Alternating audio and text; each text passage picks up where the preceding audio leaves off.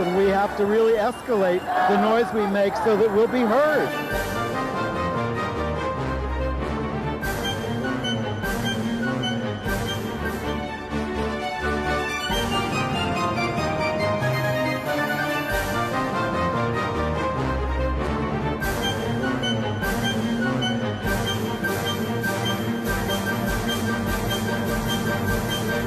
Welcome to Gay USA. I'm Andy Hum.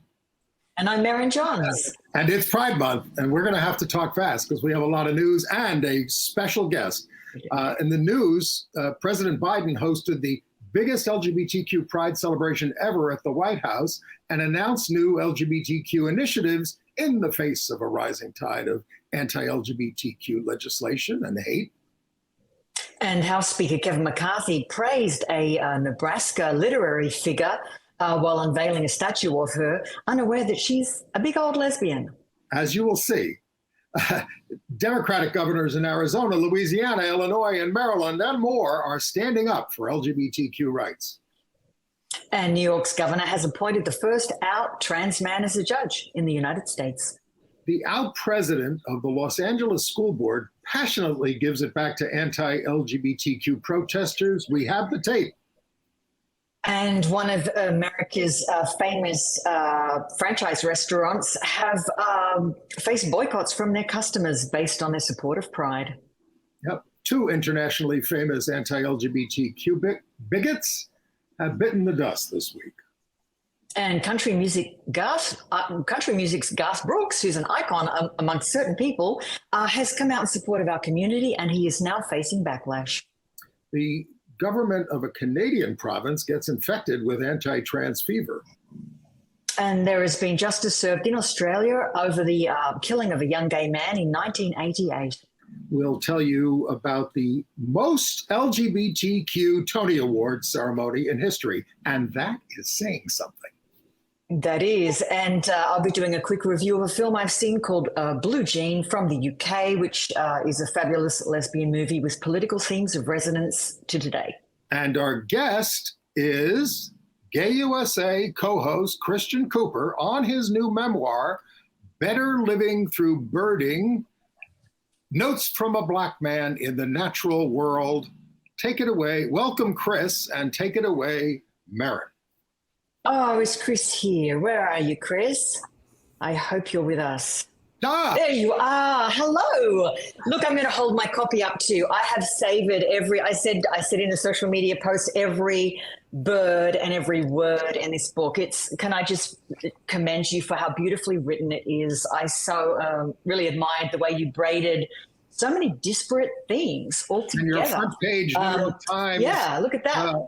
A guest essay about being a window into the wondrous world of birding. Well, thank you both. Congratulations. Yeah, I mean, Congratulations. Congratulations on everything. But I guess I wanted to start this conversation with, in a way, where your book ends. Your book kind of ends with a 40-minute Zoom call with Joe Biden, with you endorsing him. You, Chris Cooper, endorsing this bloke. Now that seems like another age, but where do you stand now, and how do you feel now about the current political climate? Oh, well, how I feel about the current political climate. Come on, I watch Gay USA every week. So the climate is wretched. What's been going on in certain states, almost all of them red states. No, we can take away the almost from that sentence. Is atrocious. It's like the hands of time being turned back. And I say that because there's a chapter in the book where I talk about, my years at Marvel Comics. And I talk about what happened when we brought Marvel's first gay superhero out of the closet, and how people were gnashing their teeth and tearing their hair. And it was such a big deal. That was like 1992, something like that. That same comic book, and because it had a superhero say, "I am gay," between punches that he throws, nothing else. There's no kiss. There's no disrobing. There's no, man-to-man hug. It's just like he says the words, "I am gay." That would make this comic book banned from schools in Florida. It's crazy. It's totally crazy. And what angers me is, these people say, oh, well, we're just standing up for parental rights. No, because there are gay parents and you're not standing up for their rights. And they say, well, we're just trying to protect the children. No, because there are gay children. I was one of them. I knew I was gay from the age of 5, and you're sure as heck not protecting me. So, I think the current situation is awful.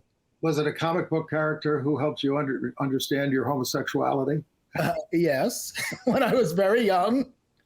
Like age 5, I had a certain physiological reaction common to young males at the thought of a certain comic book character. And, I knew from that very early age that it was men, not women, that got the juices flowing and the motor going. So, knew very young. Yeah, and I just want to throw in there, though, I really love the way you write about women, and I love the way you created female characters in the comic book universe. It's not like you see so many different identities at once. And I just wanted to say to people who have tuned in and who might not know who you are beyond Gay USA, you have multiple identities. You're a Harvard grad, you're a comic book editor and writer. You are a bird watcher, of course, and that was one of the things that made you drawn into the public eye during a political and racial storm. This incident in Central Park happened on the same day that George Floyd was murdered. Now, you can't make this stuff up. In fact, even though you were in that incident, I'm not sure you were even aware at the time of how it would affect your life. Can you take us through a little bit of what did it do to your life and to you? Well, no, absolutely. When it was happening, I had no idea that it would have such ramifications. And for one thing, I had no idea, because it hadn't happened yet, that later that same day, George Floyd would be murdered by a police officer who kept his knee on that man's neck for over 9 minutes.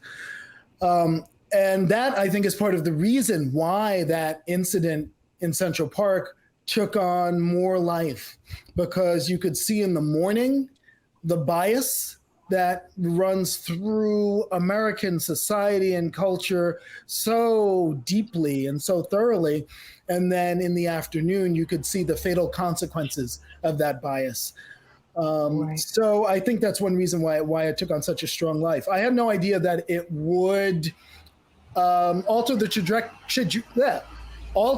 trajectory of things for me so much. I think part of that is my choosing.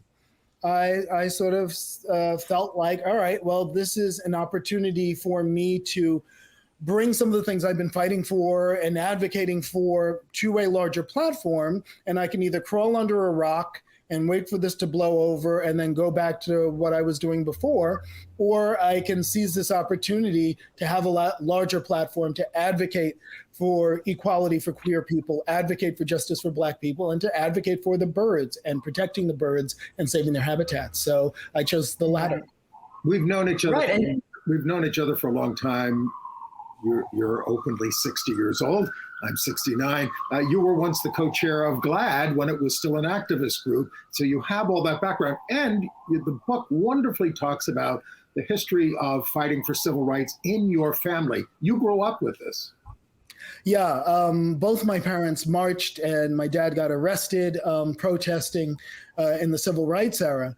And so that was passed on to both me and my sister very organically. Nobody had to say anything.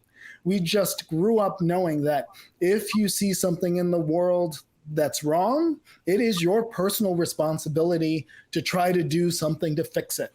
I think that activist strain just bubbles forth in both me and my sister all the time. It's what got me active and GLAAD. I was like, I can't sit on the sidelines. I got to do something to try to fight these media stereotypes that were spilling all over at the beginning of the AIDS crisis in the media. All these negative stereotypes at the time, and that's kind of what got GLAAD started.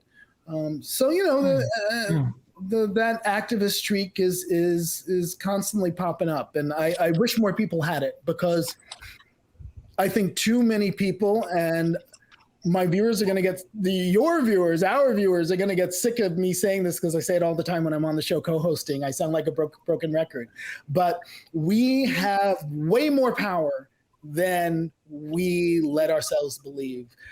We abdicate so much of our personal power to affect change in the world and think, oh, well, it's just me. I can't really do anything to change the course of these big events. Nonsense. We have tremendous power. Yes. As individuals to affect change, and we let other people with vested interests convince us that we do not have such power. Don't let them fool you. We have the power to make change. Use it.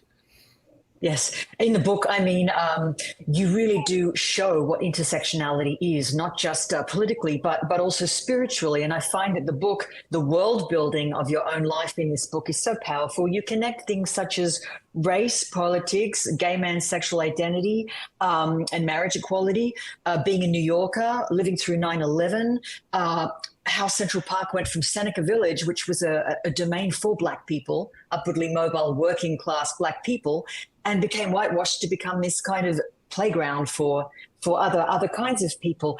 All of these dots you connect yourself with Philando Castile. And one of my favorite sections of the book is when you're in Uluru in Australia and you have an epiphany that all things are indeed connected. And this kickstarts some of your most passionate travel expeditions. So thank you for that. I enjoyed it. And I wanted to say all of that just in case people think this is just a book about bird watching, because it's not. Well, the birds are in there throughout, but you're right. There's a lot of other stuff going on in there, and I do try to sort of weave it together organically as much as I can. Hopefully it was successful. I'm glad you liked the Uluru part. I forgot that you would be here as an Aussie. You would be like, Uluru, woo! And I should also add, when you referenced Philando Castile, for those who don't know, Philando Castile was an African-American who was driving through Minneapolis and pulled over for a routine traffic stop. And he did everything that Black mothers tell their sons to do to survive an encounter with the cops. He was very respectful to the police officer. He, did not take his hands off the steering wheel.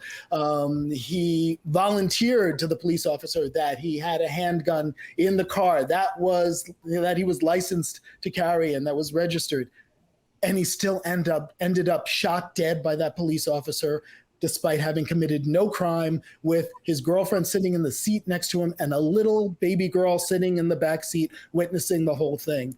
And that was pivotal in a change in my thinking, because when I saw that, my mind kept going through, all right, well, if I was in that situation, what would I have done to try to change the outcome, to try to not end up dead? And there was nothing. There was nothing he could have done to avoid that outcome. And at that moment, I decided, you know what? They're going to shoot us dead no matter what we do. And if that's the case, I'm going to go out with my dignity intact. I am not going to be complicit in my own dehumanization. I am not going to twist myself in a pretzel to make some white person more comfortable. This is it. This is me. Deal with it. I will comply only to the extent that the average white person would be expected to comply with the police officer. And as we know from the pandemic and from June 6th, the bar for white people is really, really low for compliance. Right. I know, right? That certainly informed your decision to act the way you acted when you were confronted in Central Park by Amy Cooper, who refused to put her dog on a leash. I feel that was incredible. That was your moment. You said, I'm here now. There's only one way for me to act. Yeah. And, happily, because the consequences could have been pretty dire for that. Happily, they were not. So we live in a racist society. We live in a homophobic society, transphobic society. And yet you have found great solace throughout your whole life with birding. And the title of the book is Better Living Through Birding. So tell us how we're going to be better if we get out there and do some birding. I can only tell you what birding does for me. And viewers of Gay USA may know this because I disappear for the month of May because I can't co-host because I'm busy in the field birding. It's spring migration, and that's like my birding obsession time. when you're birding, you're forced to focus outside yourself. You're forced to look for the birds very carefully, to listen for them, to focus on the natural world around you. And all your woes, all your sort of myopic focus on yourself and whatever's going on with you, you got to let go of that for just a little while and look outside yourself at a bigger world full of all these wonderful feathered creatures.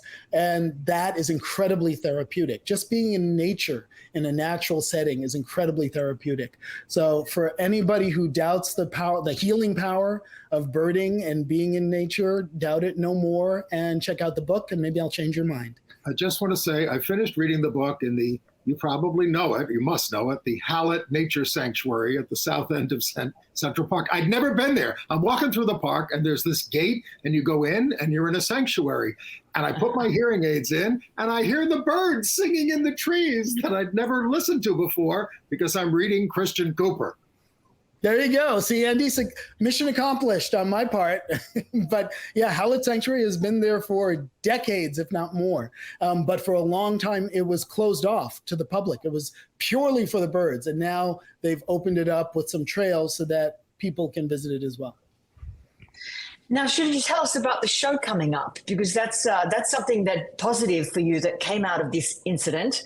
Your visibility expanded and you've now been able to bring your identity to a whole new audience. Tell us what we can expect from this show. So the show is called Extraordinary Birder, and each episode goes to a different location in the United States to look at not only the special birds that are there, but also how the birds and people come into conflict or how they help each other and how we can do better by the birds and ourselves and protecting the birds' environment and thereby helping ourselves. So we start off in Puerto Rico, I think is the first episode. We go to New York, we go to Washington, D.C., which ought to be a state. We go to Puerto Rico, we go to Hawaii. And in each place, we meet these amazing people who are doing incredible things to save the birds. I mean, they took my breath away. That's what the title of the show is about. The title of the show is about the extraordinary birders we meet in the field in Hawaii, in Puerto Rico, everywhere, who are, some of them are amateurs, like Chris Alieri here in New York, who goes to the Rockaways and protects the cutest New Yorker of all, the absolutely adorable piping plover that is trying against all odds to stay a New Yorker and breed on the beaches of the Rockaways. And he's trying to protect them. So we meet people like him, and he's purely volunteer, just an amateur ornithologist. And then we meet experts who are degreed ornithologists who are doing things in Hawaii to try to save the last of their native birds from extinction. So it's inspiring. Hopefully it's fun. I guess occasionally I'm a little goofy, but we'll see. Hopefully people will like it. I'm Christian Cooper, and I am a birder. Look up. Wow. Great blue flying across the river. The inspiring world of birds is all around you. The fun of birding Do you see the owls right there? is you never know what you're going to get. And this guy is getting you up high and up close. This is what birding is about.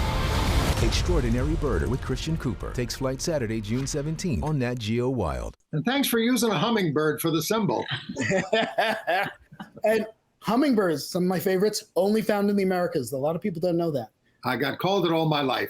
Chris, we could talk to you for the whole hour, because really, and get into this rich book that Chris has written, and of course, watch the television series. Read Better Living Through Birding. It's a terrific read. You say storytelling is in your blood, and it's true. So thank you so much for everything that you've done. I learned a lot about you, and I hope everybody else will too. And hopefully I'll be back soon at guest host at some point. That'd be great. I hope so. Thank you so much, Chris. Thank you. All right, bye guys. Bye. Thanks. Bye. Bye. And we'll tell everybody how to get a hold of Chris's book in our email. Mm-hmm. You can Google it online. You'll find it. And also how to connect to the National Geographic series as well. So thank you, Chris. But what a week, Merryn. Oh, wow. It never ends. It's Pride season, of course, so we're doubly busy. So hang in there, viewers, while we skip through a lot of these news items. So, Andy, where do we start? Well, I mean, let's start with the President of the United States. He hosted the biggest Pride celebration ever. He did it on the White House lawn, you know, and he also you see the huge you know, rainbow flag there. Beautiful. There are thousands of people invited, so you know they do it inside. This was great, but there was a little incident where a crazy trans influencer named, what was her name? Rose Montoya. I have some thoughts about this, Andy. Wiggled her breasts in front of everybody, and she's now been banned from the White House. I'm all for women being able to go topless in public if they want to in certain situations, but not men or women at the White House. But anyway, that's a side. Well, it's an interesting thing because, of course, the right wing has seized upon this and said, well, now you see what happens when you have transgender people, blah, blah, blah. You know, she's right. She came out and said, look, you know, it's not illegal to bare your breasts and be topless in DC. And of course it's not. But I would just question it as a matter of taste. Why do this at a function that a friendly administration has invited you to? Now, I can imagine her doing it at the state capital of a hostile state where there's anti-LGBTQ legislation. I think that's the consensus. But so this party was supposed to take place earlier on Thursday, and it had to be canceled because of the smoke that was throughout the Northeast. So President Biden was at a press conference with Rishi Sunak, who's the head of the United Kingdom, and he got asked a question about LGBTQ rights, and we're going to run this 4-minute tape of the question and his answer. Laura Barone-Lopez with the PBS NewsHour. All over the country, Mr. President, Republican-led states are passing laws, passing anti-LGBTQ, anti-transgender laws that restrict rights in medical care. Intimidation is on the rise. This week, anti-LGBTQ protesters turned violent in California. And also recently, I spoke to the parents of a transgender girl in Texas who told me that they're afraid and that they're considering leaving not just their state, but the country. Sir, why do you think this is happening? And what do you say to parents like the ones that I spoke to those families who are contemplating leaving the country because they don't feel safe anymore? First of all, maybe quietly when we finish this, you can give me the number of that family, and I will call them, let them know that the president and this administration has their back, and I mean that. Look, as president, I was proud to end the ban on transgender troops in our military, sign the Respect for Marriage Act, strengthen the civil rights protections for LGBT Americans, and advance LGBT human rights around the globe.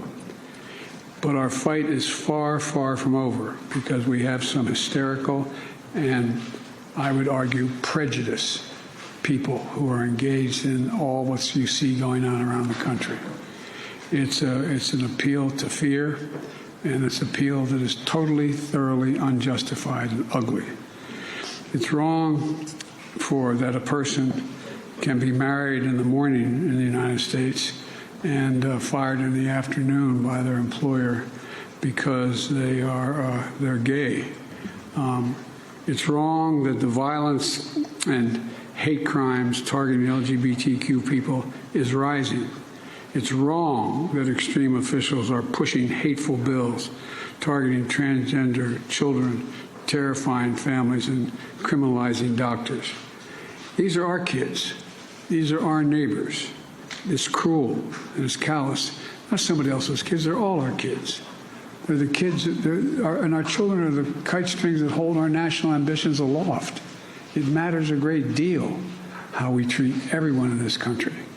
And the fact is that I'm announcing today a series of new initiatives that we're taking to protect the LGBT community. I was going to do this at the 4 out on the South Lawn. We're having Pride Day. But we're going to have to postpone it because of the climate, because of the weather and the pollution out there, because of the fires. But number one, we're going to strengthen the physical safety, dedicated resources to federal coordination of better protect Pride celebrations, marches, community centers, healthcare providers, and small businesses. Secondly, we're addressing civil rights violations. A new coordinator to protect LGBT students from book bans, which make it harder for kids to learn and may violate their civil rights at the same time. We're also engaging in mental health and other supports, more mental health resources and funding to help families support their kids, new efforts to protect LGBTQ kids in foster care, and steps to end the absolute end of LGBTQ homelessness. Congress has to pass, and I'm not giving up on this, just like they told me we couldn't get the Marriage Act passed. Congress must pass the Equality Act and send it to my desk. LGBTQ Americans, especially children, you're loved, you're heard, and this administration has your back, and I mean it. We are not relenting one single second to make sure that they're protected. Thank you, Mr. President. And I should say that Attorney General Merrick Garland also issued a pride statement, not just a sentiment, but he talked about all the things that the Justice Department is doing to combat anti-gay hatred and combat all these anti-gay laws. But how did the Republicans honor Pride Week, Merryn? What did Kevin McCarthy do? I mean, talk about a display of craven ignorance.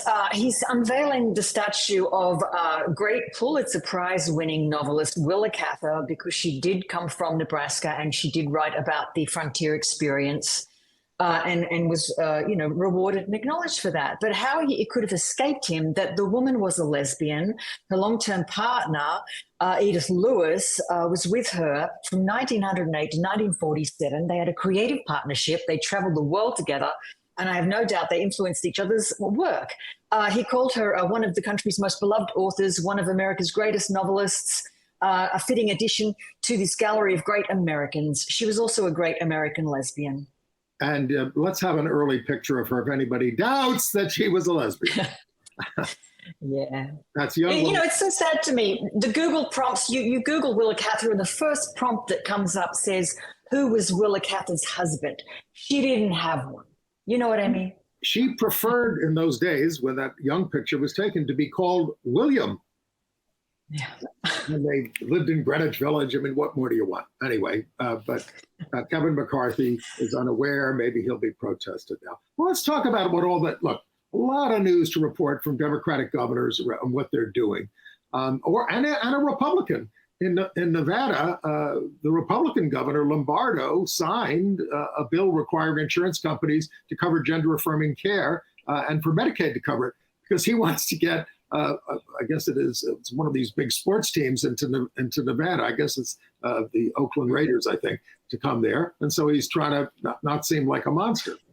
But then in Arizona, Democratic Governor Katie Hobbs vetoed a bill that would have banned trans students from using school restrooms in accordance with their gender identity. Republicans don't have the 2/3 necessary to override. Hobbs is the one who beat the vile bigot Carrie Lake for governor. And Hobbs said, I will veto every bill that aims to attack and harm children. So, and similarly in Louisiana's governor has compared Republicans' attacks on the LGBTQ community with the people who oppose the civil rights movement. John Bell Edwards, who is a Democrat, has said that he's going to veto those 3 bills that target our community, and he will veto any other bills that cross his desk. In New York City, the Adams administration unveiled a plan to allow individuals to ask the police to reevaluate unsolved cases, including decades-old cold cases, including those involving LGBTQ victims. This was all sparked by the murders of all those gay men it was attributed to drug overdoses, but it turned out to be murders. And in Maryland, Governor Wes Moore, another Democrat, signed an executive order protecting gender-affirming care. He said nobody should have to justify their humanity. He was also the first Maryland governor to formally recognize March 31st as International Transgender Day of Visibility. He just held a pride event at the governor's residence, the first ever to do that. His Republican predecessor, Larry Hogan, considered a moderate, never did. And what about Governor Pritzker in Illinois? He signed a ban on banning books in libraries. Illinois, I believe, is going to be the first state to make it illegal for libraries to ban books. So it is a landmark bill. He says that libraries are going to lose their funding if they remove books from the shelf based on someone's personal or partisan disapproval. Right. By the way, we skipped over the big news of the week, which, of course, was all this Trump stuff and, of course, his indictment. But, you know, he's still leading in the polls. And his biggest applause line in his speeches is complaining about transgender insanity. And he turned to the audience. He said, I talk about tax cuts and I get weak applause. And I talk about this. What's with you people? I mean, it's just insane. He also attacked those prosecuting him as thugs and degenerates. I think he was looking in the mirror when he came up with that. Yeah, that word, the D word. But, by the way, House Republicans, as we sit here, are working on banning gender-affirming care in veterans hospitals and also banning abortion and DEI programs. So they're hard at work with their bigotry. Well, speaking of veterans, Andy, what about the Department of Defense sounding the alarm that the national climate is now becoming dangerous for LGBTQ service members and their families? Several different people who work at the Pentagon have sounded the alarm about this. And I think there was Gil Cisneros. He's the Pentagon's Undersecretary for Personnel and Readiness. They've actually said that our troops are in danger. Some LGBTQ family members have had to move to new bases because the children are being harassed at school. It's terrible. It's terrible. And there was a Republican senator who this year stood up on a couple of decent things, Tom Tillis of North Carolina. He was condemned by more than 1,000 delegates at the party's annual convention over his support for a modest gun control law and for voting for the Respect for Marriage Act that protected same-sex marriage, which is already legal, and interracial marriages, which were already legal from the wrath of Clarence Thomas. But that's how his party treated him. I find that very disturbing. It's almost like the Republican Party don't believe that their own members can have the First Amendment rights. It's like everyone has to move to the right. Well, everybody's got a First Amendment right, and if you don't like what somebody says, you can complain about it. But the point is, they're bigots, and they're going to complain because they are a party now wholly dedicated to anti-LGBTQ hatred. All right. Back to New York State, Governor Kathy Hochul has appointed the first out trans man judge in America, naming Seth Marnin to the New York State Court of Claims that handles cases where the parties seek damages versus New York State or state-based entities. He works at Columbia University as the Director of Training and Education Equality and Opportunity and Affirmative Action. He once served as Deputy Director for the Center for HIV Law and Policy. All right. LA County created its first LGBTQ commission to advise the Board of Supervisors on policy and approved expanding gender-affirming care for transgender people. That was approved unanimously. But nearby Orange County, on the other hand, banned the flying of the pride flag. Orange had been trending more liberal, but that's disturbing. Yeah. While also in LA, are we talking about Jackie Goldberg making a stand for us, or is that jumping ahead a little too No, much? go ahead. Well, go ahead. No, go. Well, I was very moved. I was very moved by this, and I was very moved by the video of her. I really have never seen an official get so passionate about something. But the Los Angeles School Board President, Jackie Goldberg, who is gay herself, gave this very passionate speech on June the 6th addressing this anti-LGBTQ protest that happened outside Satakoy Elementary School, if I pronounced that correctly. And she sort of screams in the video, "How dare you make them afraid because you are." That's what she says about the protesters. And it's not that she's anti-protest. She's anti the inflammatory, irrational, screaming, violent protesters that are making schools unsafe spaces. Let's listen to her. Let's listen to Jackie. I read you the entire book. It had one sentence. Families can also be two parents that are mothers and two parents that are fathers. They were told, the parents at that school, that if it was very difficult for their children to be in that room, that they didn't have to be in the room. They announced the assembly told all the parents, if this is a problem for you, we get it. You know, I've been confronting this issue my entire life. I have been threatened. I have been harassed. I've been denied jobs because of who I am and who I love. But here's what really scares me. When you have 2 or 3 days of this kind of chaos, of people screaming at the top of their lungs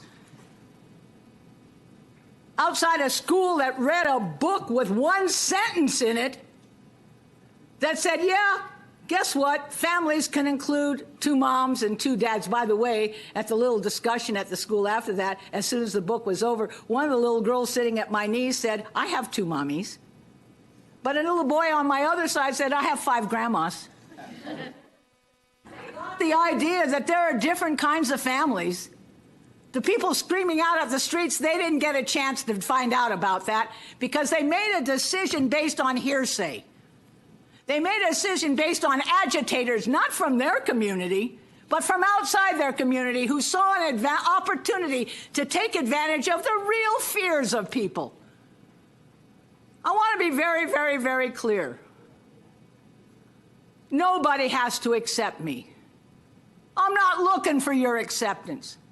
But you better treat me the same way you treat everybody else. That's how we live in this country. You don't have to love me. You don't have to like me. You can think I'm the devil incarnate.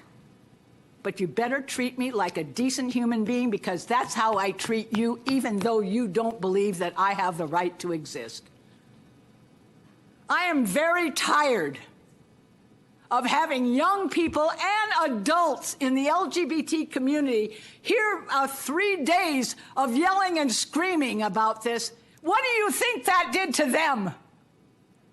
What do you think that did to every gay teacher, every gay custodian, every gay worker in this city, every gay kid? What do you think that did to them? It made them afraid. It made them afraid.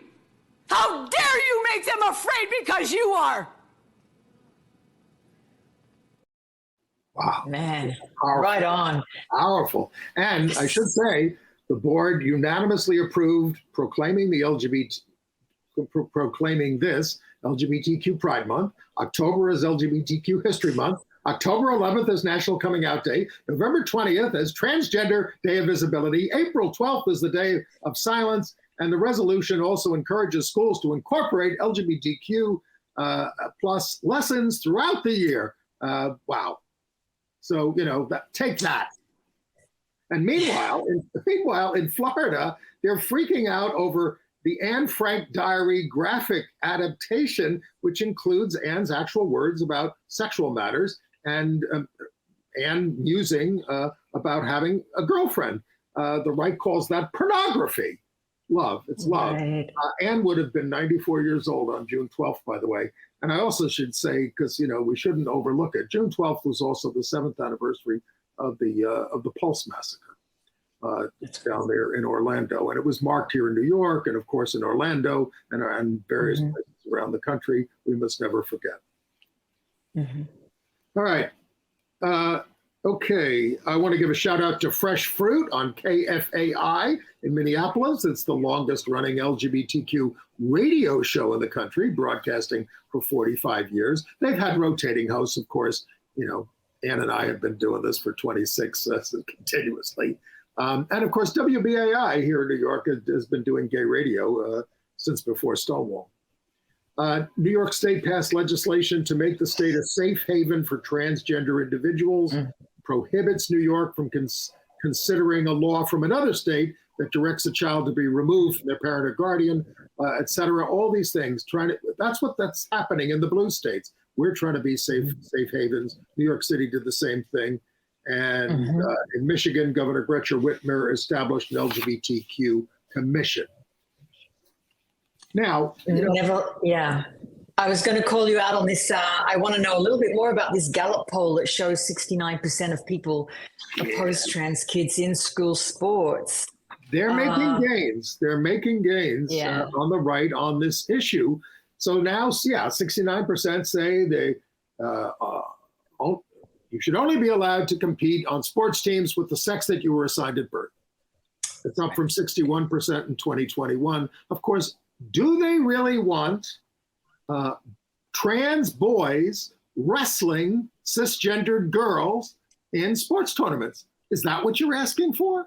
I mean, it's just nuts, and it's school sports, for God's sakes. It's, what's the problem? 22 states have enacted laws restricting trans athletes from participating in school sports. And of course, now that I see the Southern Baptists want to ban congregations from their membership if they have women pastors. It's the biggest Protestant denomination in the country. Can we give them some good news? Well, some good news, it cuts both ways. I was a bit of a fan of this Cracker Barrel story because I'd always thought Cracker Barrel was a terrible thing. You drive past it on the highway, it looks just so down home and hokey. And I'd always heard it was sort of, had racist or white colonialist overtones. But I go poking. They wouldn't hire gay people. Right, but go on their website now. They actually do have a diversity and inclusion page in which they talk about their anti-racism and anti-LGBTQ initiatives. So, they're trying, they're doing it. And this Pride, they got one of their famous rocking chairs and they painted it rainbow and put it out there on the porch. And now they're getting the Bud Light type backlash from all of the crackers that have supported them over the years. I mean, they're trying and they're being punished for it. So this is becoming the theme of this Pride, punishing the corporates. Cracker Barrel has fallen, the Texas Family Project wrote. It has fallen. Where are you people going to eat? I don't want to put too far. Right. I have never eaten there, but you know what? I might now. Let's take it easy, but all right, maybe. Look, heard from a viewer this week in Indiana. In Connorsville, population 13,310, a gay man, Alex Keene, 38, who grew up there, founded something called Whitewater Pride in December to organize 3 Pride events, for the locals. And there was this local couple, Melissa and Andrew Rose, who went around calling themselves Whitewater Groomer Removers to try to get this guy to back down. They called him a child abuser. Of course not. And they harassed the other organizers. This guy Keene had to go into hiding. The straight couple. He's talking about leaving the state. He's talking about moving away. And he was trying to do something good. He was trying to unite the community. He was having things like a $50 award for the best drag. Let's have all age games nights, all pretty harmless. He only came out. He only came out at age 36 2 years ago. Because he's probably terrified of the environment he lives in. But this Facebook group said, let's make him famous for trying to groom children. And this is one of the problems with social media. And, this stuff happens all over the country. But in Colorado Springs, the Pikes Peak Pride was led by our ally, Richard Fierro. He was the hero who stopped the shooter at Club Q last November, which killed about 5 people. He said he was humbled as a straight dude to be asked and said it was a signal that we all need to take the light in. All right. In Arizona, a pride flag outside City Hall in Tempe was taken down and burned by a vandal under investigation. The FBI is investigating a bomb threat to an LGBTQ-owned coffee shop nearby. Back in February, the police evacuated that Brick Road Cafe during a drag story hour. In Tempe, a new pride flag was raised. Yeah. What about here in New York, Andy, in Greenwich Village? We've had dozens of pride flags, those little pride flags from the Stonewall Monument in Christopher Park, which was made a national monument in 2016. These have all been torn down and snapped. I'm surprised, and the locals are surprised too. We didn't used to get this sort of behavior in New York City. Well, it does happen here too. In Florida, the mayor of Surfside in Miami-Dade County, he opposed flying the rainbow flag for Pride Month, but the town's commission voted 3-2, and they held a flag-raising ceremony. All right. And hey, in Tucker, Georgia, population 36,000, it's an Atlanta suburb, they adopted an ordinance banning discrimination based on sexual orientation and gender identity. The vote in Georgia was 6-0. The mayor opposed it. He left the room and then they voted when he was gone. And then he came back and said, well, I vote no. So his opposition backfired. We got this news from George Wellborn, and who saw this thing through. It took him a couple of years to do it. It took us 15 years to get a gay rights bill in New York. So keep fighting. 15 cities in Georgia now have protection. All right, let's talk about, we better hurry. We don't have to say much about him. Pat Robertson died this week at the age of 93. He built his empire on anti-gay bigotry. After the Pulse massacre in Orlando, he said the best thing to do is sit on the sidelines and let them, the LGBTQ activists and the Muslims, kill themselves. And he blamed hurricanes and 9/11 on us. And that's all the breath I'm going to waste on that pig. Yep, what a disgrace. Good riddance. All right, in D.C. at Pride, the stars of Netflix gay Heartstopper series rode on a float. Adorable. Aren't they cute? Adorable. And season 2 of the series premieres on August the 3rd. Okay, where are we going? Oh, talk about Nashville. Oh, Mr. Garth Brooks. Now, I never understood the fascination with Garth Brooks. I'm not a country music fan particularly, but I do appreciate him standing up to the haters in Tennessee. This man is now running pubs. He's a publican. And he said the other day that his bar, Friends in Low Places, bar in Honky Tonk, is going to serve all kinds of beer, the popular beers, any beer you want, including Bud Light. And of course, his followers have all come out and said they're going to burn his music, burn his merch, never listen to him again, delete their collections, whatever. It reminds me of the Dixie Chicks, what happened to them when they spoke out against George Bush and the Iraq War. Well, you know, he had a lesbian sister who's passed away. Exactly. And credits her. Yeah, he's got a history. People forget that in 2000 he was with George Michael for Equality Rocks. So Garth Brooks, thank you for sticking by our community. And thank you, our director, Rich, for bringing this to my attention.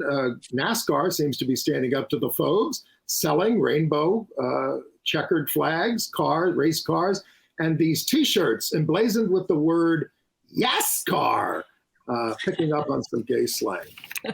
All right, let's flip through the international news, starting in Australia. Yes, in Australia, a very old crime from 1988, which involved a young American PhD student, Scott Johnson. He was a mathematician who had come out here.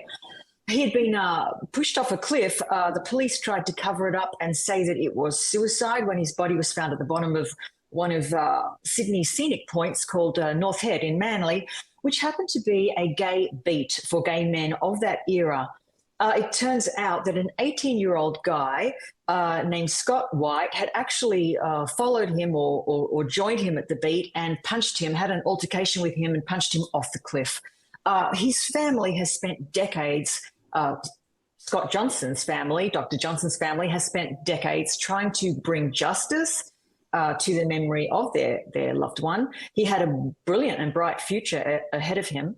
And finally, justice has been served. The perp's name was Scott White. He's now been convicted of murdering Dr. Johnson. And he admitted doing it too. 18, and Dr. Johnson was 27 at the time. Homosexuality, by the way, was only decriminalised in Australia in 1984, in New South Wales in 1984, and the atmosphere was very homophobic, and it was actually a sport called poofter bashing. A lot of teenage boys would go out looking for trouble, looking for a gay man to beat up. And I believe this was part of a spate of such attacks during those years. A lot of them killed, thrown off the cliff, but it was his brother. We should put his picture up there. His brother, Steve, who saw this through. He's now 52 years old, I think, right? And saw this thing through. It was a 35-year fight. Okay. Outright International, our LGBTQ international group, they're calling on the World Bank to suspend loans to the Ugandan government, $5.5 billion in financing. because of the anti-LGBTQ law there. The EU court has ruled that Romania and Ukraine must recognize same-sex couples. I'm just tripping through these things. Yeah. What about the ACT government in Australia? Oh, yeah, back in Australia. So the ACT, Australian Capital Territory, that's basically our Washington, D.C. So they introduced a bill in March to protect intersex people. And now the Australian Capital Territory has passed that. It's Australia's first legislation. What it means is intersex children can no longer be intervened with by medical professionals with these irreversible procedures. Basically, intersex people, as you know, are born with characteristics of both sexes, and the practice in Australia, as around the world, used to be to perform surgery on them to push them into one or other of the binary categories. And now there's legislation saying that doesn't have to happen. By the way, in Australia, our favoured acronym is LGBTI. The I has always stood for intersex. So I am proud of my country for being strong advocates for this part of our community. All right, let's go to Canada. In Ottawa, right-wing Christians and Muslims attacked the local school board for supporting LGBTQ students. It brought out a lot of counter-protesters denouncing transphobic fascist ideology. The fascists encouraged little children to stomp and dance on pride flags. A local MP who was on our side got punched, and he said, I'd come again and if they were going to go after me because I'm standing up for these kids. And talk about New Brunswick. Yes, in the province of New Brunswick, which is very rural, there was a policy put in place in 2020 giving some students and children transgender rights, but now they've been reversed by the Minister of Education, Bill Hogan. So here's what's changed. Parents have rights now over the children's pronouns up until the ages of 16. Bathrooms are going back into the binary, so genderless bathrooms are no longer going to be public. And it's no longer up to the student to choose or express their pronouns. All of their activities have to be consistent with the gender identity that was assigned to them at birth. Justin Trudeau has spoken out against this, and he has said that the kids in New Brunswick are being told they don't have the right to be their true selves. So let's see what he does about it. If he can do anything, I'm not sure. And in British Columbia, at a track meet, a fourth grade track meet, two moms say their 9-year-old daughter was accosted by the grandparent of one of the other kids, saying, "That's a boy. What's that? What are they doing there?" Made the kid cry. Called the parents genital mutilators, groomers, and pedophiles. These are the only words they know. The school superintendent said he was going to ban this grandfather and his wife from all school-related events in the future. But wow, if people are out, you're out of control. Stop it. It's a bit shocking coming from Canada, these stories. It's not my image of Canada. So it just shows that there is this drift to the right in unexpected places. Iceland is upholding their reputation. They've outlawed conversion therapy in a landslide vote, 53-0. Forcing a child to go to conversion therapy carries a prison sentence of up to 5 years. I love Iceland. I really do. Good news out of the UK, where homosexuality was partially decriminalized in 1967. Gay women often slipped under that radar, whereas gay men were a lot more publicly persecuted. But now you can apply to have anything that was any criminal record that you got as a woman.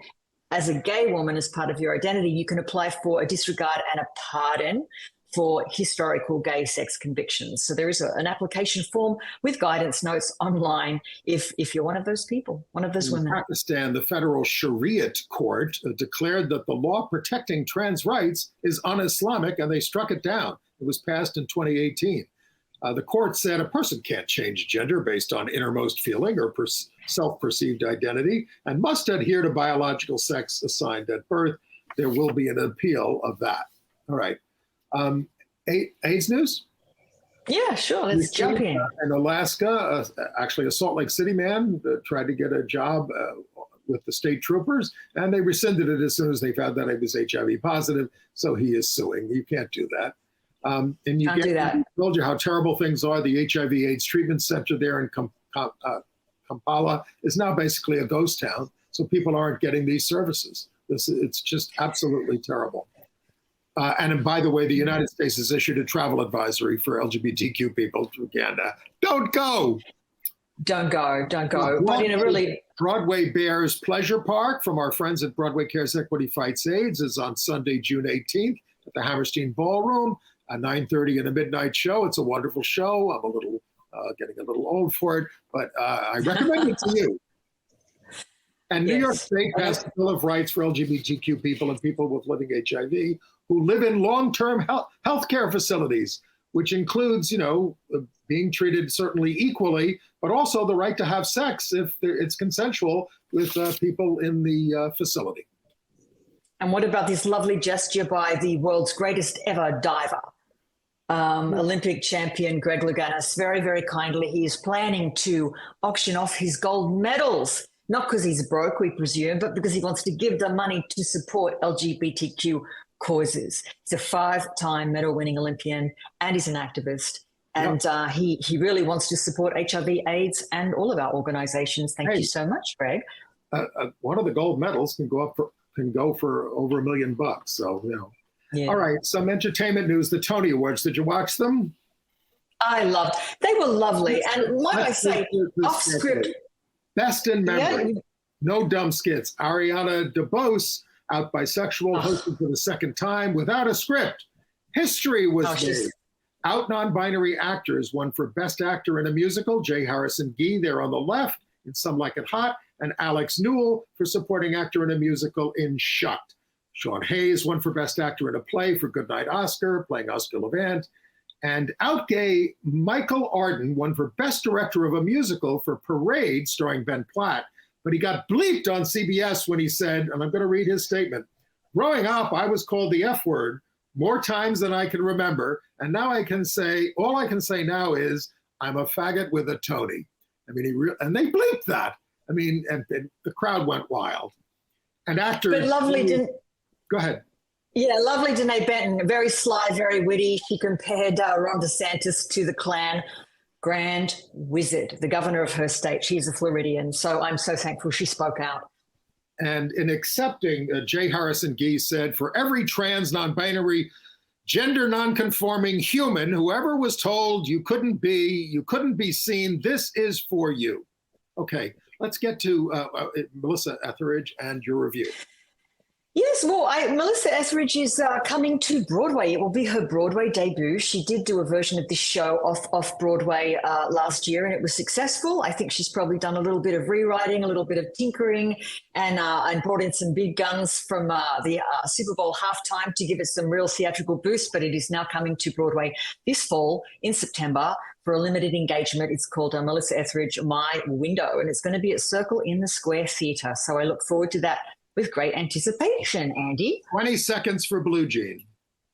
Oh, Blue Jean. So lesbian film you must see out of the UK. It's called Blue Jean, directed by Georgia Oakley. It is about a closeted PE teacher in Margaret Thatcher's England and how Section 28, which is an anti-gay law, affects her life and nearly destroys her career.